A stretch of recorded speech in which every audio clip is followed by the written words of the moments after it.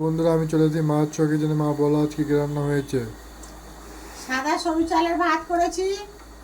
পিঠে দু ফালি করে ভাতে দিয়ে দিয়েছিলাম, তারপরে তুলে ছোট ছোট করে কেটে নুন হলুদ দিয়ে পিঠে ভাজা করেছি, লঙ্কা ছিঁড়ে দিয়েছি, লাউয়ার সময় পোস্ত দিয়ে ছড়িয়ে দিয়েছি পিঠে ভাজা। আজকে খেসারির ডাল দিয়ে আলু দিয়ে তরকারি করেছি।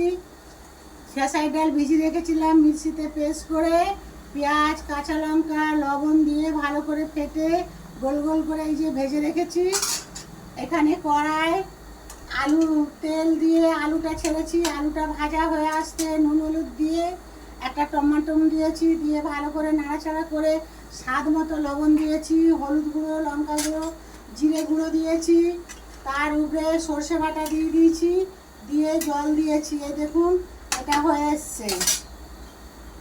এটা মিশাও একটু ফুটে গেলে তারপরে ভাতের সাথে পাকা আম আছে, স্যালাড আছে, শসা কাঁচা লঙ্কা পেঁয়াজ গন্ধরাজ লেবু। দেখুন আজকের মেনু।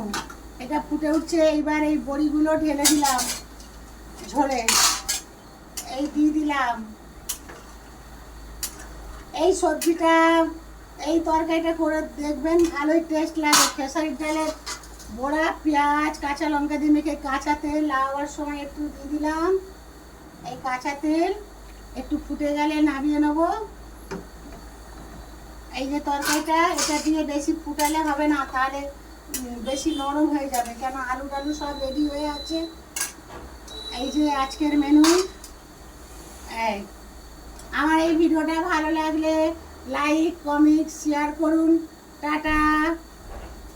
আম খেয়ে দেখি।